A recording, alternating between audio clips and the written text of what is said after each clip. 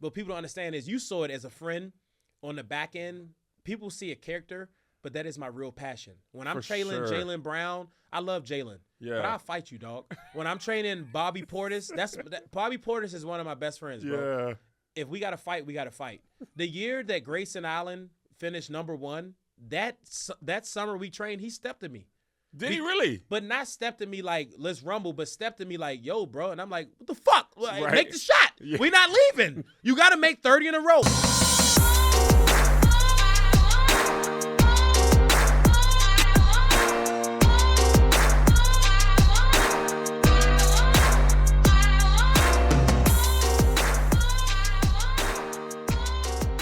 What up, y'all? It's your boy, KevOnStage. Want to welcome you to Not My Best Moment podcast, where I talk to athletes, artists, entertainers, and friends about their successful failures. Today, I'm here with none other than the lethal shooter, a.k.a. Chris Matthews.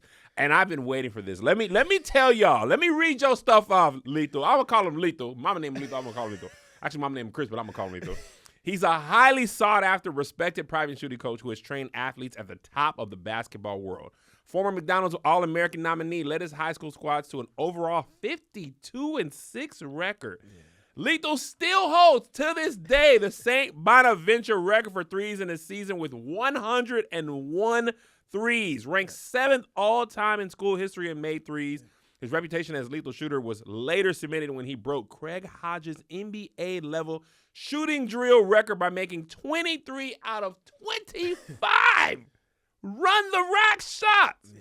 He boasts incredible client lists full of WNBA and NBA stars: Anthony Davis, Dwight Howard, Jaylen Brown, James Harden, Kentavious Caldwell-Pope, Kuzma, Michael Porter Jr., Grayson Allen, Bobby Portis, Candace Parker, Skylar Diggins-Smith, celebrities, Drake, Future. You've seen his videos. The list goes on and on. Ladies and gentlemen, Lethal Shooter. Now, I want to hop right in and give you your flowers first. Oh, thank you, man. Okay? Yeah. You won 3 things, three personal Kev flowers. One, as a content creator, I truly admire people who create a lane that didn't exist as far as I've seen. And as far as I can see, I didn't see anybody doing what you're doing, both with the training videos and the trick shots your way, right? You know, so that's one.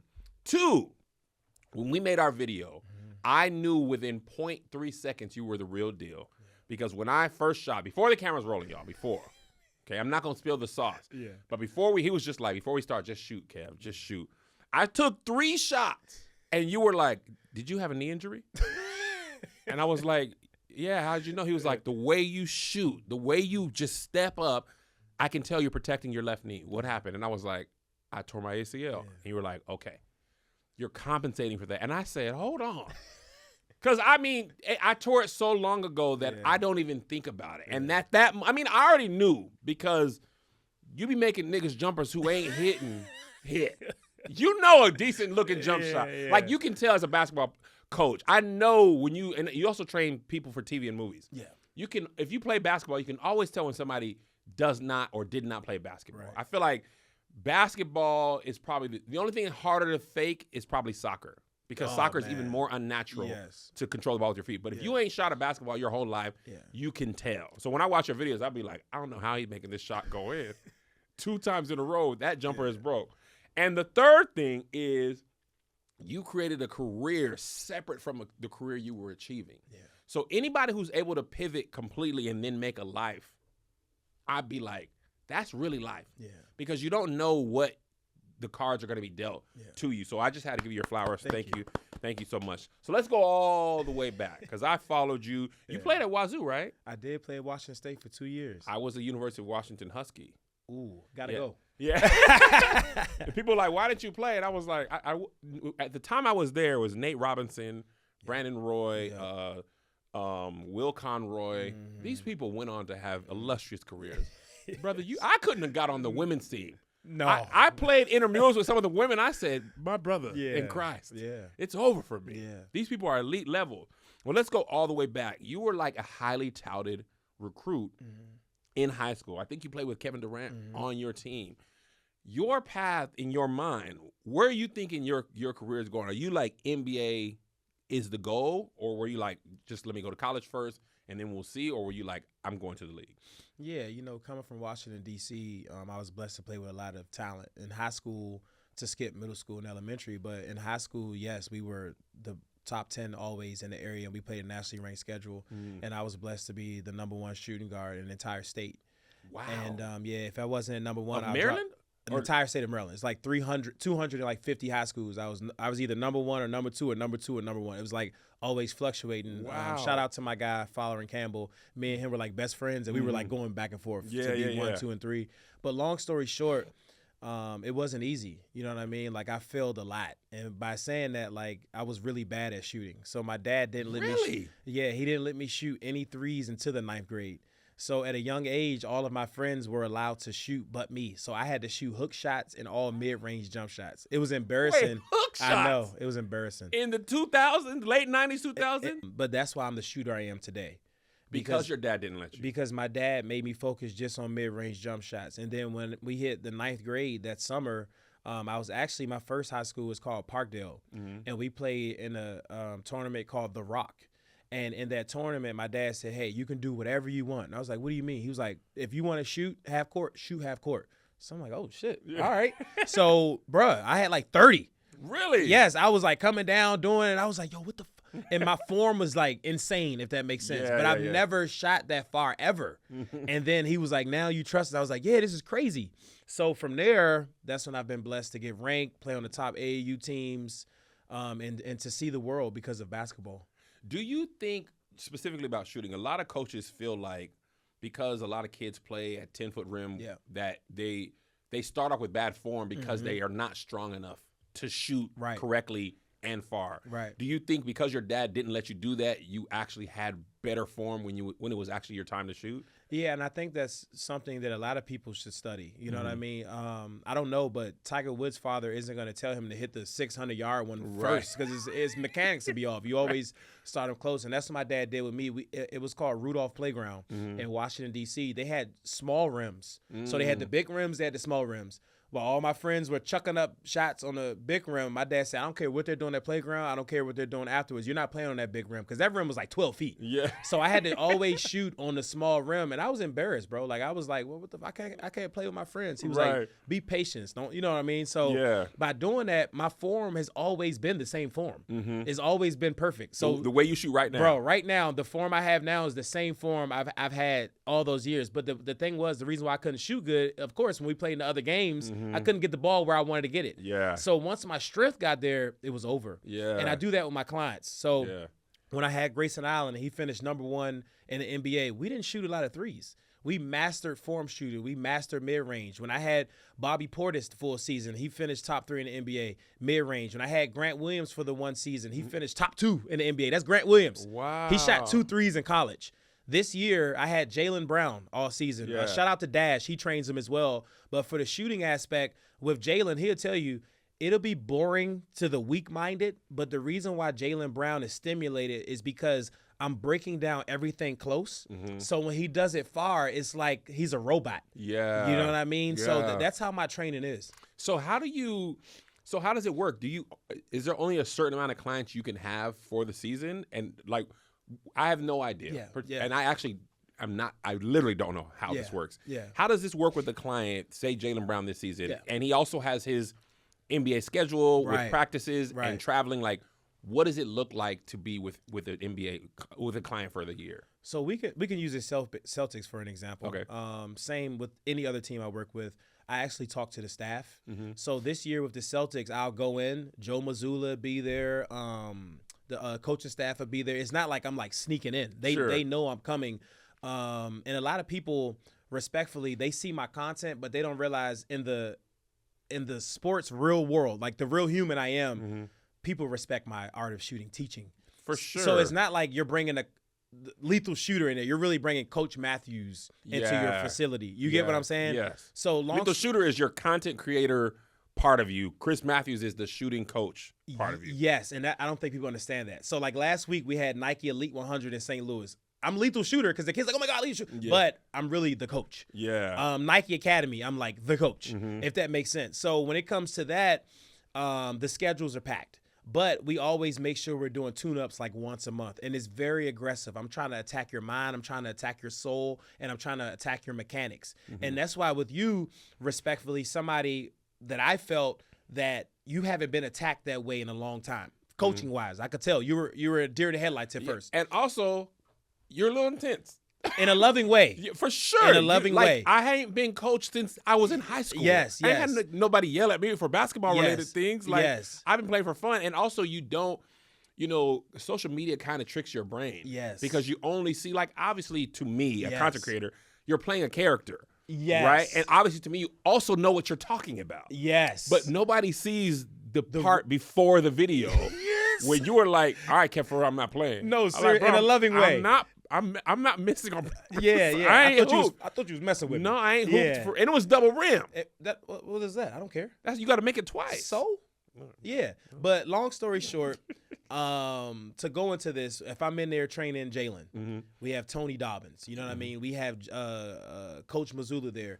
They're all. Is Tony Dobbins on the staff? Tony Dobbins on the staff. Okay. The whole staff is like, I'm not going. If I help the Bucks, if I help Phoenix, if I help the staff knows that I'm coming. Like this year, I was blessed to help AJ DeBonza. He won number one. Shout out to the Wizards. Yeah. But he's been under Nike since like the 10th grade. Yeah. So this season when I had him at BYU, it's not like it's a secret. I let the coaching staff come in. So. Of course, I don't post my real formula, unfortunately. For sure. I mean, you can't. I can't. But when it comes to a BYU, when it comes to like University of North Carolina, when it comes to the teams that I'm actually helping, the staff can sit in and watch. This isn't a secret. This is the formula, and I'm here to help. And I'm blessed to work with Sam Jones from Nike as well. We do curriculums, as long as with like Corey Alexander and Jamil from Team Takeover. We do it to help the coaches. So it's not like my formula. I'm teaching something and I'm like, oh, no, you can't be in here. But what I won't do is I won't put it on social media. For sure. Because another trainer can take your – yes, but I do coaching clinics for the NBA, for Nike. So if you really? Want to – to coach the coaches. Humbly, yes. Yeah. Why you got to be humble? You ain't got to be humble. I mean, It's what you did. It's what I do. Yeah. Yeah. So, like, for Nike, we might have at Peach Jam, we might have, like, 50 coaches in there, and we'll be breaking down the art of shooting, if that makes sense. At Nike Academy, with all the NBA assistants, we'll be breaking down the art of shooting. And that's my job, and that's my value to Nike and Jordan Brand that people don't see for the last 6 years, that's what I've been doing at a very high level. They just see me shooting – unfortunately, from space or shooting underwater, something like that. The thing that I followed you for a long time, and I think the thing where I said, well, this is, I believe, part of it's God-given talent. God's good. When you were shooting jelly beans into the water bottles, I said, man, this is not, like, it's real, but like, how? Yeah. And people are like, it's editing. Even if it were, right? You still made that. I'll be honest with everybody right now. If the one I made from half court, that one only took 5 minutes, and it was luck because I was doing something with Stephen A. and I pulled over my team and I said, I think I can make him half court. And Nate was like, bro, come on, man. Like, what the, like, because every time I think of ideas, same with Red Bull. When I think of ideas, they're like, all right, call the lawyer, see if it gets approved. Like, this guy's a psychopath. So Nate's like, all right, let's just get out real quick. Then Andrew was like, all right, let's set it up. It went in. Really? The one that took the longest was the behind the, because I wasn't looking. Yeah. So I had to throw it backwards. Yeah. That's the one that took the longest, and it was wind blowing in the valley. That stuff matters. For you sure. Get what I'm saying? Especially that small it's thing. It's that small. Now, the one that was the easiest, now remember, half court, I didn't think I was going to make it. Yeah. The one that was the easiest was the blindfolded one because I am good with senses. So, like, if I know that camera's right there and then I look at the camera and then I blind my eye, I still can see everything. Yeah. You get what I'm saying? And I feel like God has blessed me. That's why in St. Bonaventure, when those records you named, which was a blessing, those were records from people who were there for 4 years. I was only there for 2 years. So if I was there for 4 years, I would have shattered everything. And what people don't know is my senior year in college, I was top 5 in the nation in threes made. We didn't go to the NCAA tournament, just so you know. Yeah. And in the A-10 that year, I was number 1 in three-point percentage and three-pointers made.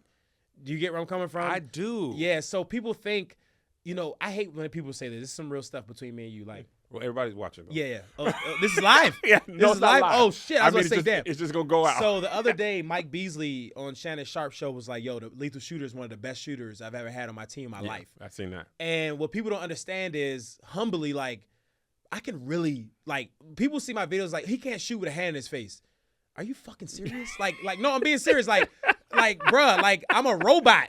Like, you get what I'm saying? Yeah. You don't go to the Pac-10 back then because I was an Instagrammer. There was no Instagram. No. Tony Bennett came to the gym, University of Arizona, University of Georgetown, Syracuse. I had offers, Mississippi State back then, SEC, because what I was doing humbly now that I'm an adult, it's like, this shit is crazy. Yes. But back then, I wasn't thinking like that because there was no social. For sure. I wasn't like, I'm shooting for the cameras. I was literally going wild. What year is this for people who don't know? I wouldn't be able to say that. You might got to Google that one. But my senior year, which was a blessing, in AAU, I made first team with Rondo, Russell Westbrook, J.R. Smith, all those guys. I broke it was back then. It was called the Big Time Tournament with Adidas. I played for DC Assault, and I broke all the records. Wow! I broke all the big time 3-point records because this is where they messed up. It was not my fault. That's their fault. Yeah. They had us playing at LMU, and the backdrop was too close. Really? So I went to my coach. I'm like, man, what's the most threes in this motherfucker? And he told me, I was like, I'm going to shatter these bitches. So one of the games I broke a record was against Greg Oden's team. Really? They were called Team, I forgot the name of their team. They had Mike Conley. They had Cook. Yep. And I asked my coach, we played a game. This year I was playing with the Philly Crusaders. Shout out to Coach Schofield. He died. And shout out to Coach Raheem. I said, bro, the ball is too close. Yeah. I said, what's the record? And he was like, 8. I said, I could break it. Yeah. I said, I could break it. Just trust me. And what did I do? I broke the record against Greg Oden's team. But these are the type of what people don't understand is you saw it as a friend on the back end. People see a character, but that is my real passion. When I'm trailing Jaylen Brown, I love Jaylen. Yeah. But I'll fight you, dog. When I'm training Bobby Portis, Bobby Portis is one of my best friends, bro. Yeah. If we got to fight, we got to fight. The year that Grayson Allen finished #1, that summer we trained, he stepped at me.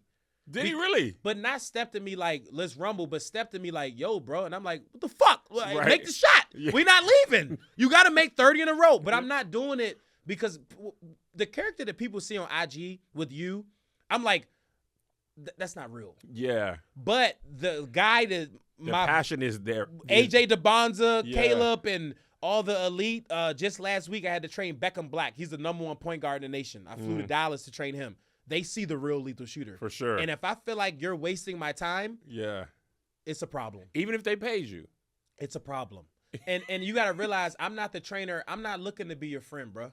I'm not trying to hang out in the club with you. I'm not trying to sit at the draft table with you. I'm not trying to be that guy we buying chains together. I'm here to help you and your family get generational wealth. Right. And I think in the business we're in, trainers, once they get the bread, they trying to be their homie. I'm not looking to be your friend, dog. Yeah. I want to push you to be so uncomfortable like a Jaylen Brown that you can get $300 million. Yeah. Like when I was with Bobby Portis, he signed for like 100 M's. Yeah. The year I had KCP, he finished like top 5 in the NBA. He signed for 90 M's. Yeah. So it's just like me. I'm not here that like when you go to Bora Bora to kick it that I'm that guy. No, I'm the guy when we're going to lock ourselves in the gym. Send me on that trip. I think they probably can really appreciate that then. They do. For sure. But because on Instagram, guys and me in your age group that's sitting on the couch that played JV in the 12th grade, they're the ones that's hating the most, if you notice about social media. For sure. The guy that in AAU, his mom and dad had to pay the coach to put him in the game. You get what I'm saying? I'm telling you, if you read the comments and then click the guys I don't know if you do this as well sometimes. Sure. Oh, absolutely. You go to their page, it's like, bro, like come on, bro. Bro, put your page on private, bro. Like, but that's the world we live in today with social media. Yeah. And that's why God is good, where I don't have to prove myself online that I'm like I can shoot. For sure. I'm an elite shooting coach. Yeah. If you think I'm a bum, thanks for following me, and thanks for the like. Yeah, you get what I'm saying? So let me ask you a question that I see in your comments all the time, and I know you've answered this before, but if people haven't heard you. What happened to your career? Why did we not see? Because the way the NBA's played today, I know you're like, oh my God, space and play, space. What is it? Pace and space. Yes. I know you probably feel like you would have thrived in today's NBA. Take us from St. Bonnie to Wazoo to you played overseas to becoming a lethal shooter. I think maybe the one biggest mistake I ever made was when I went to so with Tony Bennett, we went to the Sweet 16. I played with Aaron Baines. I played with Kyle Weaver. I played with Derek Lively. We were loaded. Yeah. And I was immature. And I didn't realize that every big game, Oregon, UCLA, USC, this guy would start me. And then the games that were nothing, I wouldn't play. But he was molding me and my friend Mac Hobson, who went to University of Idaho, by the way. He was molding us for when these guys left. But in my brain, now that I'm patient because I'm older, I'm thinking, nah, nigga. Now, Tony, are you crazy? Like, I'm from D.C., I'm trying to get out the ghetto. You know what I mean? Now that I'm older, when I went to my meeting and Tony said, listen to me, I promise you, if you wait till your senior year, all these guys are going to be gone. It's going to be your team. It's going to be Mac's team. You're going to average 10 points. Back then, if you average 10 points in the Pac-10, you're gone. Like, people don't realize, people like Aaron Afalo, Jordan Farmer, they didn't average ton. It was too hard to score. I remember. But the games that they would play me a lot, which was one of the games like UW against Brandon Roy, against all those elite guys you had, I killed that game. But because he saw it, but it wasn't my time. And the one thing I've learned about life, that's why I am where I am, is patience, brother. And I should have stayed at Washington State because I know for a fact, humbly, I know I'd have made it to the NBA. Because the Pac-10 back then was the NBA. It really was stacked. Bro, it was the NBA, dog. People don't understand how hard the Pac-10 was back then, Westbrook bro. didn't average crazy No, at UCLA. it wasn't about that. It was about that you're doing it consistently against that high-volume talent. So when I went to the Atlantic 10, which was a blessing because Coach Schmidt, he believed in me, bro. But the A-10 was the A-10 back then, the shooters. Like, we were lucky to get, like, Deontay Christmas in as a guard, different guys. But it wasn't like if you finish top 5 in your league, in the country, in the A-10, you're automatically in, if that makes sense. So when it was time for me to get drafted, I mean, I kind of knew what was going on. So I went to France, what people don't know. I don't even think you knew this. No, I'm finding out I went to France. I made a lot of money. I got injured. It was the same injury from high school that people don't know. I tore my MCL.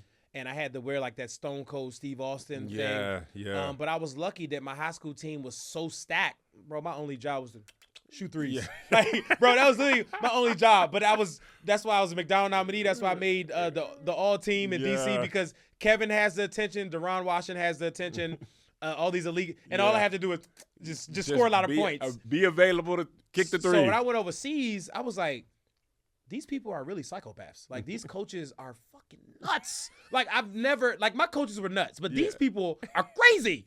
So I was explaining to the coach, like, yo, like, my knee kind of sore, but I never told them that I had an injury. I never told them this. What was the reason you didn't tell them? Bro, it's overseas. Like if they know you have an injury, you might not get 200,000 euros. You know what I mean? Now they're probably doing like background checks and stuff. But back then, if they saw you play in a EuroLeague camp and you're killing, they're not going to say, oh, he might be missing a big toe. Right. Like, you know what I mean? So I go over there. I murder. It's called cup games. Before you play the big games, you play like friendly cup games, but you win like awards. I murdered all those games, bro. It was called X Mirian. We won the most cup games ever in their history. So I'm like, we bet. It's time to turn it up. I'm trying to tell my coach, look, bro, I'm not trying to make excuses, but the condition, I could feel my knee locking. So my knee would lock so bad that when I put it up, it go pow. Like you can hear it. Oh, dang. So now as a shooter, when you shoot, what do? You compensate. And I can't compensate when you have this guy from freaking Russia or the Ukraine guarding you full court, and his whole livelihood is to stop the American. So I couldn't score. So I'm like, coach, I can't score because you're killing me in practice. You're the American. You're acting like a punk. People don't understand. Overseas is only built for the strong. So they were like, hey, we got to send you home. So my agent back then was like, hey, the good thing about France is they got to give you 100% pay. Do you want to go home? I said, shit, send me home. Nigga, I got 150,000 euros. Send me home, bro. I'm going back to D.C. I got a BMW. Right. I ain't bet. But that was a bad decision. I should have stayed over there and fought through it. Once again, patience, trusting the process, taking my time. I go on to Russia, one of the top leagues in Russia. Same thing. I get poked in the eye. I'm all messed up. I mess up my knee again. And if you think you can make it in life, I'm going to tell you this right now. That movie with Rocky when he fought against the Russian, bro, that shit's real. We had backpacks with weights running through the woods. Bro, this is real. We're waking up every day at 5 a.m. I don't know how triggered you might have been. I was so triggered that I would be asleep and thought I missed my alarm, that it'd be like one of them. Like, no, I'm serious, bro. This is how serious the training was. the knee injury came back again. Oh my god! So I'm like, fuck, I can't win, and I signed for this much money. Now I got to go back to DC again. But the good thing about Russia, which I wasn't patient, they said, hey, you're hurt. We'll keep you here. We'll let you get back 100%. If you want to stay, you're not a part of the team. Yeah. But if you want to stay, we do love that you're here. You can live here. What I want to do, not patient. Yeah. Man, send me home. I go play in South America. My lung collapsed. It's called pulmonary edema. I think 50% of the people survive. I think, what's the guard name that was with the Wizards? He played for the Blazers for a long period of time. Now he's with the Hawks. He caught pulmonary edema, and he almost died as well. But he's a guard. He's a vet guard. And I'm not being funny, bro. Like, for a month straight, I had to like pee in a tube. They had a tube in me to poop. They had to bring the thing because your body shuts. I couldn't move my legs. Oh my god! Like my whole bottom half became frail. Like it's real. Yeah. And the only reason, I mean, of course, I would have crawled out, but like when I woke up, when I caught it, I'm like, yo, I can't move my limbs. So I started screaming, and my teammate came in there and they had to call an ambulance. So Google that. So long story short, this is the truth. To this day, my lungs aren't the same. So like that's why I'm lucky to be a part of companies like Red Bull, because what people don't know is when I do my extreme, did you see me jump off the bridge? Yeah. When I do content like that, this is not something that we're just doing to test. Red Bull would do certain type of tests on me to see if my body can handle certain environments. Did you see the content in India? Yeah, absolutely. When you're going around that thing. For Red Bull, I had to train for 5 months.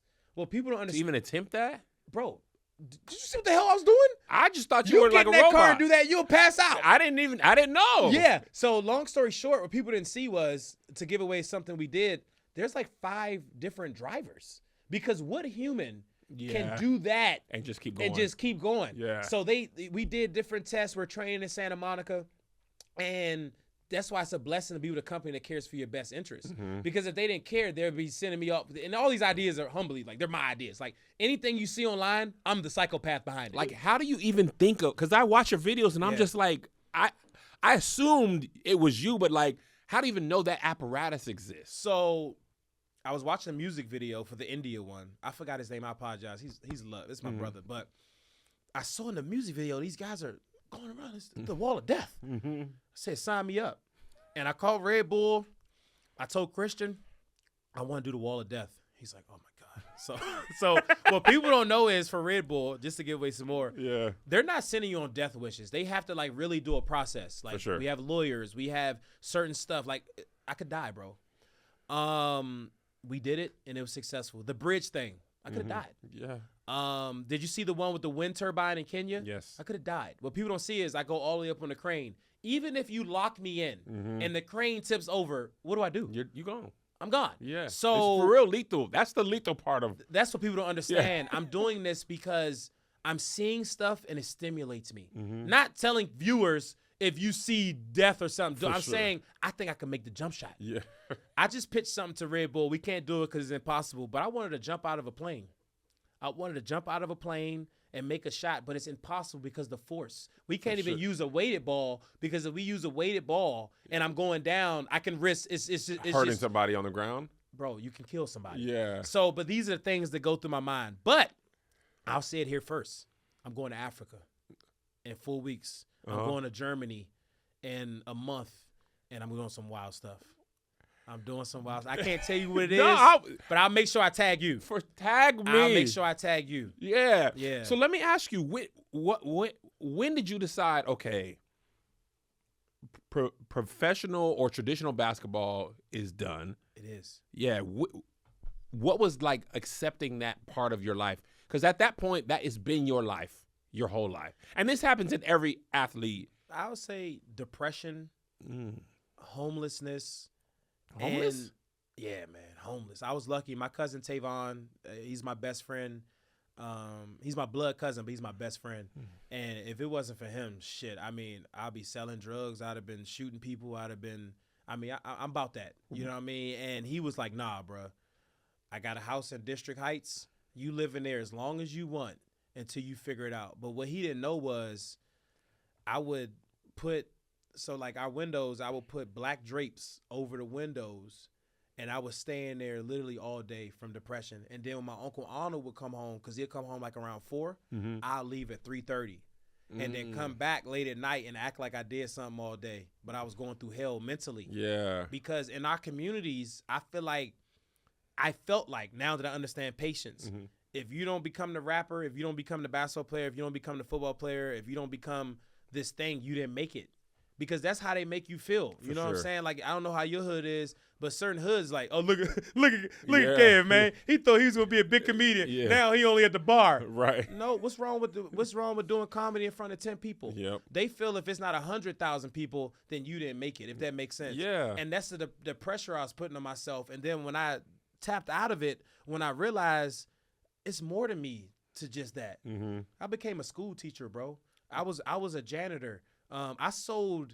I'm signed with Red Bull, so I don't want to say the other company. Yeah. But I sold for a company. I sold cans, bro, for a whole summer. Wow. We were getting raises on how many cans at a carnival that we sold, if that makes sense. So we're selling cans. Yeah. And if you don't sell a certain amount of cans, you couldn't get the bonus. Bro, I was selling the shit out of them cans, bro. Sell them like it's drugs. Man, what? You know what I'm saying? Excuse me, sir. Would you like to buy? Oh yeah, come on. Yeah. Like, you know what I mean? And but I wasn't afraid of where my path was going. I feel like a lot of people don't make it in life because social media has made them want instant gratification. Yeah. Instead of going through the failure to get to the promised land, they want to just get to the promised land. And then what happens is they miss the promised land because they tried to fake it to get there. But they didn't go through the hard times to make it in life. Yeah. And people don't know, I don't say this a lot because I'm not the type, this happened to me, make it GoFundMe. Bro, both of my parents, it's the 80s in D.C., bro. Both of my parents was on drugs, bro. I didn't grow up with my parents. I only seen my dad 4 times my whole life. Wow. Unfortunately, he overdosed a few years ago. People don't even know my biological mom just died 2 months ago. Oh, my God. But I'm not online, bro. This is what I hate. When people be online looking for, like those posts where it's like just looking for attention to me. Like, if that makes sense. Yeah. Stop trying to use certain stuff, like certain trauma I feel online so people can feel sorry for you. Right. Like don't like that's me. I feel like that's weak to me. So I'm not online. Like, people don't know my biological brother just got locked up. I'm not going online and my brother just got locked up. Well, nah, bro, some stuff stay off social media. I think in today's world, everybody is just so flabbergasted about social media to look a certain type of way that they forget the process. And I think people like you, that's why I'm so stimulated by you. You get the process, brother. Yeah. You get that process. And that's why I am who I am, because of all my trauma. Not saying people go through trauma. No, for sure. Like, get a therapist, bro. Get a therapist, guys. But what I'm trying to say is that's what made me lethal shooter. Yeah. You know what I mean? Like, people know I've been locked up. I didn't know that. Yeah. Like, people don't know these things. Selling drugs? Nah. So, like, if you can, don't mind sharing. Yeah. Nah, we gonna mess up my brands. I'm signing Nike. Yeah. You know what I mean? But the first incident, I was with a friend, and growing up in D.C., what people don't understand is, man, it's a war zone, bro. I grew up around Langdon Park. I grew up around Kennedy. I grew up around Lakeland in Maryland, which was Section 8 at the time. Yeah. It was one of the biggest crack epidemics in that community because they moved everybody from Southeast, Northeast with vouchers, move them all in one community. Yeah. I grew up around First and Gallatin, unfortunately, crack epidemic. So I was in situations that, bro, I didn't want to be in these situations. I'm just protecting myself. So I'm at a place called the Boulevard, and one of my boys was beefing with somebody. So I'm fresh from Washington State, like fresh, like, man, I'm the man, nigga. Yeah. Shoot, I'm getting Pac-10 money. I'm living in a condo in Washington State. I come home, but these are the decisions you got to learn. Know who to be around or learn to who not to be around. And that's what I've mastered now. You know who my best friends are? Who? My kids and my wife. Yeah. Those are my best friends. Yeah. You know what I'm saying? Of course, my mom. But I'm trying to say, I'm not looking. You ain't out in the streets like that. Like me and you. Yeah. Man, we could have been out last night. BET weekend. Like, you know what I'm saying? So it's just like, I understand. But to get back to what we was talking about, these dudes tap on the glass because my neighborhood's beefing with another neighborhood that I didn't know nothing about. I'm fresh from college. The dudes come in. They try to jump one of my mans. He pull out the jump. Bang, bang, bang, bang, bang, bang. And what people don't know about me, which I'm not online. See, the thing I don't do around where I'm from, I'm not going back home and doing videos. Man, we outside. Woo, woo, woo. Right. I got the AR. I got the British Bulldog. Woo, woo, woo. I let that thing go. That's not cool to me. Yeah. And I feel like a lot of people in me in your position, they want that validation. Grow the hell up. You know what? Grow the fuck up. Yes. When I go back to my hood, I'm talking to the men. I'm telling them, hey man, this is what I learned about being a father. I'm having dinners with men in my community just came home from the feds. I'm helping men figure out different things about life. I'm not going back to my neighborhood trying to do a video to show that I come from the trenches. Right. If that makes sense. Yeah. And with that being said, this incident, man, I was rumbling, bro. And one of the dudes had one. I mean, I snatched right out his hand, smacked him with the jump. If that makes sense. Yeah. I run when the police came, and I hid under a car. The reason why I hid under the car is because, number one, I shouldn't have been in that situation. Yeah. I hear somebody say, he's under the car. Oh, snap. So I'm like, fuck, if I get up and run, I got a Washington State hoodie on. Yeah. I'm done. Yeah. They lock me up. I go to the precinct. I got to stay there all night. The police officer is like, do you know that blah, blah, blah had a gun on him? Bro, of course I knew he had a gun on him. But I'm like, no, I didn't know he had a gun on him. Is he known to have used violence? I don't know, sir. I came straight from college. Number one in my head, I should never got in the fucking car. What am I doing in this car? Like, you get what I'm saying? So he's like asking me all these questions all night.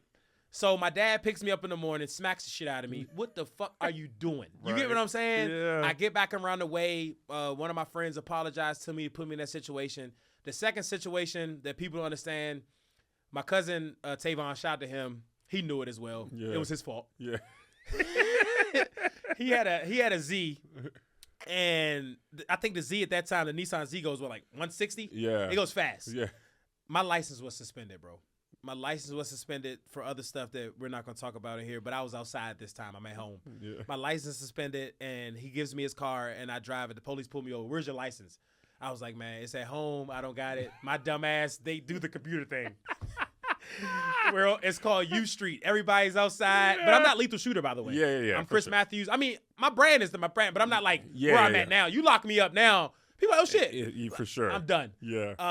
And I got locked up, and I had to spend 2 days in jail. Dang. I had to spend 2 days in jail, but I wasn't mad, bro. Like, I was just, I knew it was my fault, if that makes sense. And these are things and testimonies that people don't know. I was on EBT for 3 years, bro. Wow. I was on EBT for 3 years, man. And what people don't know with that situation, my sister, Yarnell, we both come from the same situation. She was lucky that her mom took care of her. I was lucky that my cousins took care of me. And my mom, Stephanie, if it wasn't for her and Jeffrey, bro, I'm telling you, I'd be in jail. Yeah. If they didn't take me out of the situation, they took me out of Uptown, and we'd be in that situation. But my sister, Yarnell, I was lucky to have, my father, which was my cousin, when I'm speaking right now. And she let me live on her couch. It's called the Pinnacles. I lived on her couch when I was going through a tough time. And I know I need to get it fixed, but don't judge me right now. Yeah. But I can't pass the damn LA DMV test. My damn license still says DC, bro. They're biased. So you need to go. You go. I got one more year left in DC. I got one more left. But I'm telling you right now, if my license gets canceled this time, I will not drive. I won't drive. But that's why I got locked up those 2 times. A gun charge, because I took the gun out the dude's hand, hit him with it, ran, and to the lady who was screaming, which she should have. It was an intense environment at the Boulevard. She's making it seem like I pulled out the blicky. Yeah. Like, you get what I'm saying? But yeah, those. You know what? I actually got locked up 3 times. I got locked up 3 times. I was same incident. I'm driving a friend's car. It's called Montgomery County. It's borderline. Those police don't play. Yeah. I was driving with a messed up license, and they made me stay in there for a whole day. Dang. A whole day, bro. So let me ask you this: was Lethal Shooter was it a process? Like, what in your mind sent you down that path? Because like I said, this didn't really exist. No. Maybe Dude Perfect, but that's not. Yeah. Trick Shot is not. It's not like a 1-to-1. You have like a very specific thing. Yeah. Did you see this before? Like, what happened in your mind? So, I was a psychopath as a trainer because I was brought up by, like, his name's Delonte Nut Taylor. He was my mentor that helped us because the kids in our neighborhood, if you weren't a certain way, bro, I'm telling you right now, bro, we're going to kill you. We're going to sell crack. Anything we wasn't supposed to do towards basketball, we bout that. And I'm talking about ages 12 to 18, we outside like we 30-year-old. Right. And we with the shits. So the way the coaches trained us, they had to be that way because our environment, if you weren't that way, we would say, fuck basketball. Right. So I never really did the trick shot stuff because that's corny to me. During COVID, I'm like, fuck, man. Like, what do I do? How do I provide for my family? Because you can't really train people. Because I can't really be one-on-one with people, if that makes sense. So I was like, my whole life, I shot on crates. I shot on hangers. So what people understand about me is like, I have a problem where I could be sitting in this room right here and I'll see something and then like, like those 3 dots right there. That made me think about back in the day when we had to stick our Nintendo 64 in there. But that's how my brain operates. Like I get that's what my brain right now. I'm talking to you, but I'm just like, man, this guy's a hell of a comedian. Like, oh, this guy's real calm. Look at him, just whiz. But that's my brain, unfortunately. So I say, you know what? Fuck this. If people make fun of me in the NBA field, they're gonna have to make fun of me. So I did a video where I took a piece of aluminum foil and the can was far as shit. And I threw the aluminum foil and it dropped in. And I said, holy shit. And I posted it. And then people went crazy. So I did another video, which, sorry, Redondo Beach. I was living at Redondo Beach at the time, but this is my brain. I took the backboard off the rim. Remember, this is COVID. I took the backboard off, and I did a shooting video with my friend Aaron. He runs Lakers All Days page. He's a good friend of mine as well. Great guy. We did the video. People went crazy. Sports Center. House like, hey, can we post a video? ESPN. Yeah. From there, Red Bull hits me. We can't sign you. Why can't you sign me? You're not a professional athlete. But do some more videos. We think we might make you the first ever person signed under the athlete rim that we've you if that makes sense. I'm not, bro. I don't play for Maccabi. I don't play the NBA. But I'm like signed like I'm AJ DeBonza or Anthony Davis back at the time. He's not with us anymore. Or Jaylen Brown. So I went on to do it. My rep Christian calls me. He said, I think it's time. We go to Austria. They're like, yo, we don't think that this guy, like, he's not real. Like, basically, like, he's not a professional. So now, humbly saying this, after 5 years, it's a blessing that this company believed in me because I'm one of their biggest assets. You know what I mean? Like, they believe in me the same way I believe in my kids. And when I take something to my rep or they take it to Austria, to the headquarters, they've never second guess anything now, if that makes sense. I'm a global ambassador for them. So what does that entail? Like, I know that you partner to do the videos, but what is like a global ambassador? What does that mean? So like, let's do with Red Bull. People think it's just an energy drink, but they're big on the community, bro. I'm not rich. You know, every year they help me do turkey drives in my hood. They help me help AAU teams in my hood. They help me help single moms. They help me renovate basketball courts in my hood. And the one thing that people don't know about Red Bull that I love, they don't want no credit, bro. They want to empower the athlete to give back to their community. And that's why I'm partnered with Nike and Jordan brand, because they don't want you to do the like the other day. I played Boys and Girls Club growing up, bro. If it wasn't for the Boys and Girls Club, bro, I wouldn't be the man I am today if it wasn't for Coach Terrell and Coach Schmitty playing for number 6 uptown, up Coolidge, and at Rudolph football field. We went back with Jordan Brand, bro. We just gave away 300 pair of Jordans. Wow. And you know what my rep from Jordan Brand said? I said, how y'all want me to post? He said, if you want to, cool. But if not, we want you to keep giving back to your community. That's what it's all. And I'm not talking about we giving them the Ross Jones. We giving them the creme de la creme. Bro, I got a video. I gave a kid some retros. Like, I mean, I didn't post it on my Insta because I'm not big. See, the thing I told you with this Instagram, I'm not big on exploiting my hood. For sure. I gave a video to a kid, bro. Real talk. The boy started crying, bro. He wouldn't let me go. I'm like, yo, I got to call the next game, the next name. But it was so, I said, you know what, y'all? Give him a second. And that's what my life's all about. And that's how I feel about the companies that I'm with. PlayStation. We've done 3 game rooms in neighborhoods that people would say, oh, no, they're going to steal those. They're going to steal them, motherfucker. But you know why they do it? Because they want to give back. If you sign me as a brand, you're not signing me. You signing my community. And that's why with Red Bull, when they were telling me the infrastructure they could bring to my company, not just the content, that's why I signed with Red Bull. So let me ask you this. We have to get you out of here. You've had everybody on your page. You're pretty consistent. I am. Do you have to like lock in, or is it just like once you start shooting, your mind automatically is like, I don't care who you are, Cat Williams to Dr. Dre to Rasheed Wallace to Kevin Garnett. Does it not matter who is there? Or are you like internally like, oh my God, this Cat Williams? Well, people like Kevin Garnett and Rasheed can already shoot. Yeah, yeah. So if you're going by starstruck, I would say the one person that I was starstruck to help with the art of shooting, I don't know, it takes a lot. You know what I mean? Yeah, because we're all humans. But excuse me, I'm not being funny, bro. Yeah. Like, don't make fun. But everybody, like all the celebrities I've done, like, yes, I did Cat Williams, but the same way I feel about Cat Williams and the same way I feel about Jamie Foxx and Mike Epps, the same way I feel about you.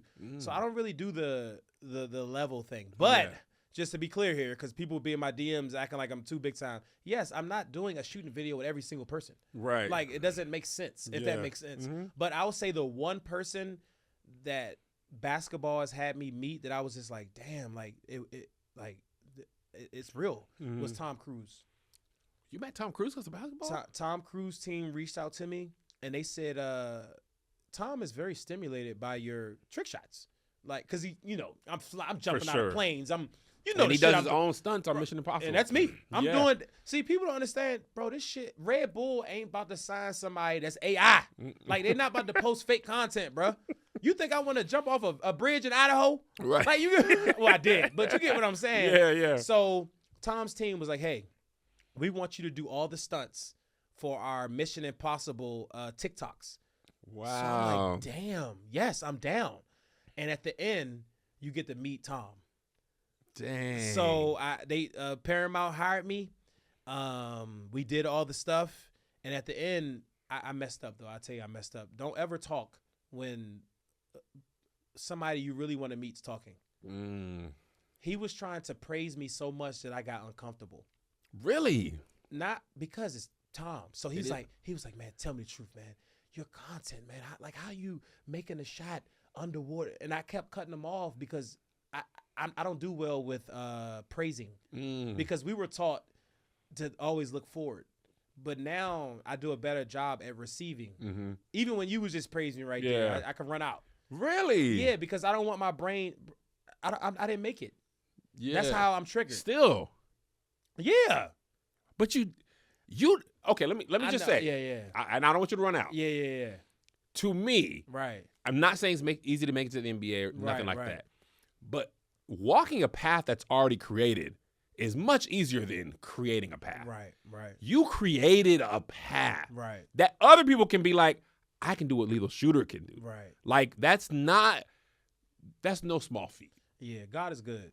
God is good. God is good. You're a trailblazer. Yeah. Nah, thank you. You are too, man. Yeah, I appreciate that. I hate compliments too. I'll run out now. Yeah. But but like, it's super dope. Like, and I love that you are content is A1. Yeah. But your training is A1 too, and you're working it, and then you still give back to your community, and you don't feel the need to publicize it. Yeah. Like in our day and age, some people, and I fall closer to your side of this. Like, I get why people do it, but like personally, I feel like I understand when people are like, I don't want to publicize that part. Yeah. But on the other side, people like, it inspires you and all that type of stuff. Sometimes I feel, what I don't like is sometimes it feels like people only do it because they want the social media praise for it. And sometimes some people exploit the person for the content. It's very easy with our brand. So like, for sure, all you have to do is, which I would never do. This is how I feel people are in me, your position do. They see somebody online saying they're struggling, but the person's going viral. Yeah. And then here they come in, they're gonna say, "Oh, we'll buy you a house or something." The reason why they bought them the house is because they already told CNN, MSNBC, and everybody that, hey, we're gonna get the social currency from it. Yeah, and I feel like there's nothing wrong with that if you're trying to expire. But I feel like in today's world, I just feel like a lot of stuff is done for the attention. For sure. Now, if I'm at an event and parents are recording me and they post, or the Boys and Girls Club does want to post me, which happened. The first event we did, the Boys and Girls Club of America was like, hey man, like, is it okay we post it? And I'm like, yeah, fuck, like, go ahead, like, if that makes sense. Yeah. But that's not what my heart is. My heart is to help as many people as I can without using them as a crutch. And I feel like when you come from where I come from in the hood, people try to use the hood for that Yeah. For that. For sure. Like the Make-A-Wish program. Like, yeah. nah, bro. Like you get what I'm saying? Yeah. All right, well, we're going to get you out of here, Lethal Shooter. Before we go, let people know what you're working on, where to follow you, all the things you said in the podcast. Yeah, guys, I'm Chris Matthews, a.k.a. Lethal Shooter. You can find me on Instagram, Lethal Shooter, TikTok, Lethal Shooter. And, hey, man, thanks for having me. I understand it now. Ladies and gentlemen, Lethal Shooter, Not My Best Moment podcast with your host, KevOnStage. We appreciate you for watching or listening, and we'll see you next week.